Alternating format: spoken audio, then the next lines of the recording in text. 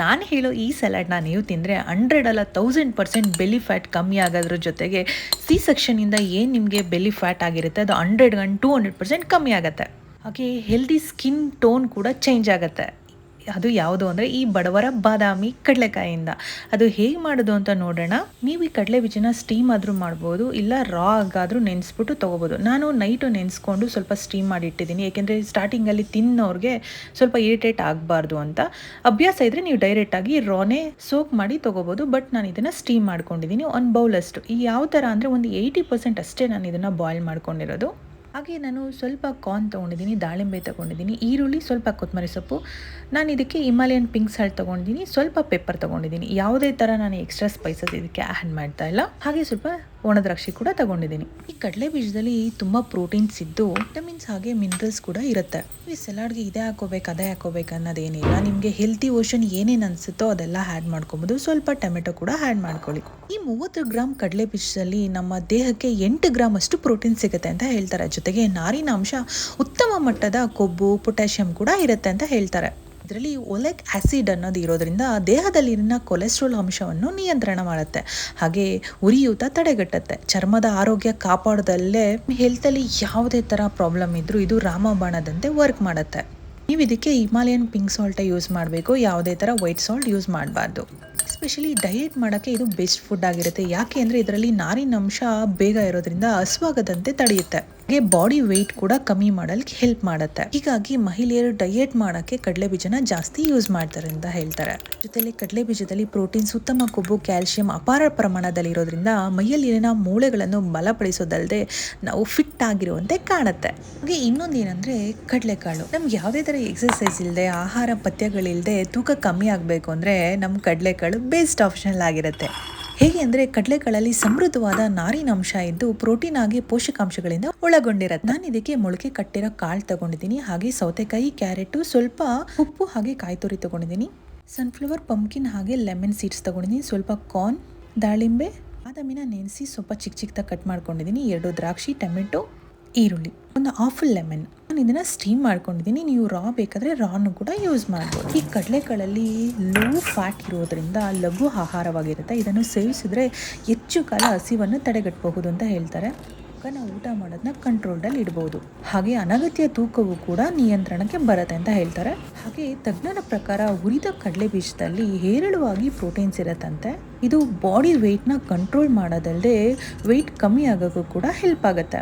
Protein ದೀರ್ಘ ಸಮಯದವರೆಗೂ ಹಸಿವಾಗದಂತೆ ತಡೆಯುತ್ತೆ ಅಂತ ಹೇಳ್ತಾರೆ. ಇದರಲ್ಲಿ ಸಮೃದ್ಧವಾದ ನಾರಿನಾಂಶ ಇರೋದ್ರಿಂದ ಜೀರ್ಣಾಂಗ ವ್ಯವಸ್ಥೆಯನ್ನು ಕೂಡ ಸುಧಾರಣೆ ಮಾಡುತ್ತಂತೆ. ದೇಹದಲ್ಲಿರುವ ಟಾಕ್ಸಿನ್ಸ್ ಆಚೆ ಹಾಕಿ ಕೊಬ್ಬಿನ ಪ್ರಮಾಣವನ್ನು ಗಮನಾರ್ಹವಾಗಿ ಬದಲಾವಣೆಯನ್ನು ತರುತ್ತಂತೆ. ಹಾಗೆ ಆರೋಗ್ಯನ ಕೂಡ ಉತ್ತಮ ಸ್ಥಿತಿಯಲ್ಲಿಡುತ್ತೆ. ಇದು ಡಯಾಬಿಟಿಕ್ ಪೇಷಂಟ್ಸ್ ಕೂಡ ತುಂಬ ಒಳ್ಳೆಯದು. ಇದು ರಕ್ತದಲ್ಲಿರುವ ಸಕ್ಕರೆ ಮಟ್ಟವನ್ನು ನಿಯಂತ್ರಣದಲ್ಲಿ ಇಡುತ್ತೆ ಅಂತ ಹೇಳ್ತಾರೆ. ಥರ್ಡ್ ಒನ್ ಬಂದು ಸೌತೆಕಾಯಿ ಹಾಗೆ ಕಾರ್ನ್. ಈ ಸಲಾಡ್ ತಿನ್ನೋದ್ರಿಂದ ಹೊಟ್ಟೆಯ ಕೊಬ್ಬನ್ನು ಕಂಪ್ಲೀಟಾಗಿ ಕಮ್ಮಿ ಆಗುತ್ತೆ. ಹಾಗೆ ನಮ್ಮ ವೆಯ್ಟ್ ಕೂಡ ಕಮ್ಮಿ ಆಗೋದ್ರಲ್ಲಿ ಇದು ಹೆಲ್ಪ್ ಆಗುತ್ತೆ. ಇದರಲ್ಲಿ ನೀರಿನಂಶ ಜಾಸ್ತಿ ಇರೋದ್ರಿಂದ ಕ್ಯಾಲರಿಗಳು ತುಂಬ ಕಡಿಮೆ ಇರೋದ್ರಿಂದ ತೂಕ ಬೇಗ ನಮಗೆ ಲಾಸ್ ಆಗುತ್ತೆ. ಒಂದು ವಾರದಲ್ಲಿ ನಾವು ಕಮ್ಮಿ ಆಗಬೇಕು ಅಂದರೆ ಈ ಸೌತೆಕಾಯಿನ ಈ ಥರ ನಾವು ಮಾಡ್ಕೊಂಡು ತಿನ್ಬೇಕಂತೆ.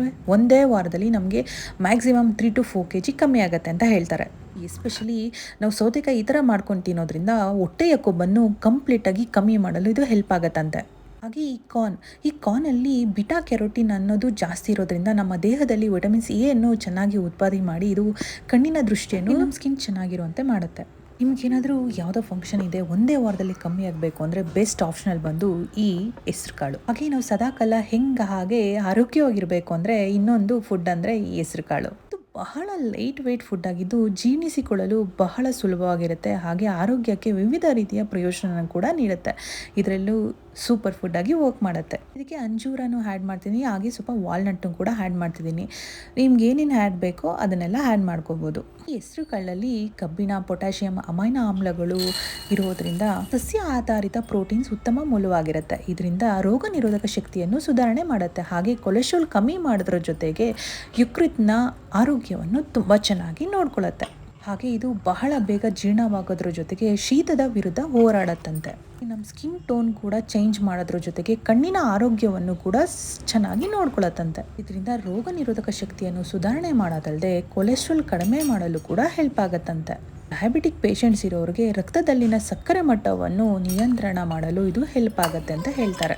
ಎಸ್ಪೆಷಲಿ ಇದು ಕೊಲೆಸ್ಟ್ರಾಲ್ HDL ಹಾಗೆ LDL ಕೊಲೆಸ್ಟ್ರಾಲ್ ಮಟ್ಟವನ್ನು ಕಡಿಮೆ ಮಾಡೋದಲ್ಲದೆ ರಕ್ತ ವ್ಯವಸ್ಥೆಯಲ್ಲಿನ ಹೆಚ್ಚಿನ ಕೊಲೆಸ್ಟ್ರಾಲ್ ಮಟ್ಟವನ್ನು ಕಡಿಮೆ ಮಾಡುತ್ತಂತೆ. ಹಾಗೆ ರಕ್ತನಾಳಗಳನ್ನ ಮೃದುಗೊಳಿಸಲು ಸಹಾಯ ಮಾಡೋದು ಮಾತ್ರವಲ್ಲದೆ ರಕ್ತದೊತ್ತಡನ ಕೂಡ ನಿಯಂತ್ರಣದಲ್ಲಿ ಇಡುತ್ತಂತೆ.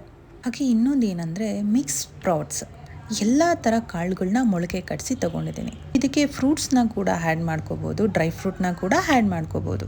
ನಾನ್ ವೆಜ್ ತಿನ್ನೋರಿಗೆ ಮೊಟ್ಟೆ, ಮಾಂಸ ಎಲ್ಲದರಿಂದನೂ ನಮಗೆ ಆರೋಗ್ಯಕ್ಕೆ ಏನು ಪ್ರೋಟೀನ್ ಸಿಗಬೇಕು ಅದು ಸಿಕ್ಬಿಡುತ್ತೆ. ಹಾಗೆ ಪೌಷ್ಟಿಕ ಸತ್ವಗಳು ಕೂಡ ಸಿಗುತ್ತಾ ಹೋಗ್ತವೆ. ಅಂದರೆ ನಾನ್ ವೆಜ್ ತಿಂದನೇ ಇರೋರಿಗೆ ಈ ಭಾಗ್ಯ ಇರಲ್ಲ ಅನ್ನೋ ಕೊರಗು ಬೇಡ. ಯಾಕೆಂದರೆ ನಮ್ಮ ದಿನನಿತ್ಯದ ಆಹಾರ ಪದ್ಧತಿಯಲ್ಲಿ ಮೊಳಕೆ ಕಾಳನ್ನ ನಾವು ಯೂಸ್ ಮಾಡೋದ್ರಿಂದ ಚಿಕನ್, ಮೊಟ್ಟೆಗಿಂತ ಹೆವಿ ಪೋಷಕಾಂಶ ಇದರಲ್ಲಿರುತ್ತೆ. ಅಷ್ಟೇ ಅಲ್ಲದೆ ಬೇಸಿಗೆಯಲ್ಲಿ ನಮ್ಮ ದೇಹನ ತಂಪಾಗಿಡೋದ್ರ ಜೊತೆಗೆ ದಿನಪೂರ್ತಿ ನಮ್ಮ ದೇಹನ ಹೈಡ್ರೇಟ್ ಆಗಿ ಹಾಗೆ ಚೈತನ್ಯದಿಂದ ಇರಲು ಕೂಡ ಸಹಾಯ ಮಾಡುತ್ತಂತೆ.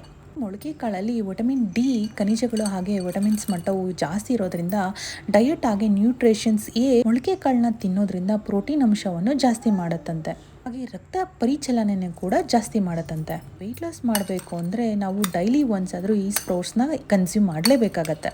ಕಣ್ಣಿನ ದೃಷ್ಟಿ ಸಮಸ್ಯೆ ಎದುರಿಸಿದವ್ರಿಗೆ ಈ ಕಣ್ಣಿನ ದೃಷ್ಟಿ ಸರಿ ಹೋಗಬೇಕು ಅಂದರೆ ಈ ಸ್ಪ್ರೌಟ್ಸ್ನ ನೀವು ತಿನ್ನಬೇಕಾಗತ್ತೆ. ಯಾಕೆಂದರೆ ವಿಟಮಿನ್ಸ್ ಇದು ತುಂಬ ಚೆನ್ನಾಗಿರುತ್ತೆ. ಯಾವುದೇ ಥರ ನೀವು ರಕ್ತನಾಳದ ಸಮಸ್ಯೆ ಇದ್ದರೆ ಈ ಸ್ಪ್ರೌಟ್ಸ್ ತಿನ್ನೋದ್ರಿಂದ ಈ ಸಮಸ್ಯೆ ಎಲ್ಲ ಕಮ್ಮಿ ಆಗುತ್ತೆ ಅಂತ ಹೇಳ್ತಾರೆ. ಹಾಗೆ ನಮ್ಮ ಅಕಾಲಿಕ ವಯಸ್ಸನ್ನು ಕೂಡ ಮುಂದೆ ಓಡುತ್ತಂತೆ, ಅಂದರೆ ಗ್ರೇ ಹೇರ್ ಕಮ್ಮಿ ಆಗುತ್ತೆ. ಕಡೆಯದಾಗಿ ಕಡಲೆಕಾಯಿ ಬೀಜ, ಇದರಲ್ಲಿ ವಿಟಮಿನ್ಸ್ B1, B3 ಹಾಗೆ B9 ಇರೋದ್ರಿಂದ ಮೆಗ್ನೀಷಿಯಂ, ರಂಜಕ ಹಾಗೆ ತಾಮ್ರದಂತಹ ಖನಿಜಗಳು ಕೂಡ ಉತ್ತಮ ಪ್ರಮಾಣದಲ್ಲಿ ಇರೋದ್ರಿಂದ ನಮಗೆ ವೆಯ್ಟ್ ಲಾಸ್ ಬೇಗ ಆಗತ್ತೆ. ಕಡಲೆ ಬೀಜ ತಿನ್ನೋದ್ರಿಂದ ಹೊಟ್ಟೆ ಯಾವಾಗಲೂ ಫಿಲ್ ಆಗಿರೋದ್ರಿಂದ ನಮಗೆ ಹಸಿವು ಕಾಣಲ್ಲ, ಆದ್ರಿಂದ ಆಟೋಮೆಟಿಕ್ ಆಗಿ ನಾವು ವೆಯ್ಟ್ ಲಾಸ್ ಆಗತ್ತೆ. ಇದನ್ನ ತಿನ್ನೋದ್ರಿಂದ ನಮ್ಮ ತಲೆ ಹೊಟ್ಟು ಕೂಡ ದೂರ ಮಾಡೋಕ್ಕೆ ಹೆಲ್ಪ್ ಆಗುತ್ತೆ ಅಂತ ಹೇಳ್ತಾರೆ. ಕಡಲೆ ಬೀಜದಲ್ಲಿ ಕೆಟ್ಟ ಕೊಲೆಸ್ಟ್ರಾಲ್ನು ಕಂಟ್ರೋಲ್ ಮಾಡೋ ಕೆಪಾಸಿಟಿ ಇರುತ್ತೆ. ಹಾಗೆ ಹೃದಯದ ಆರೋಗ್ಯವನ್ನು ಚೆನ್ನಾಗಿ ನೋಡ್ಕೊಳ್ಳುತ್ತಂತೆ. ರೋಗ ನಿರೋಧಕ ಶಕ್ತಿಯನ್ನು ಕೂಡ ಹೊಂದಿರುತ್ತಂತೆ. Thank you for watching.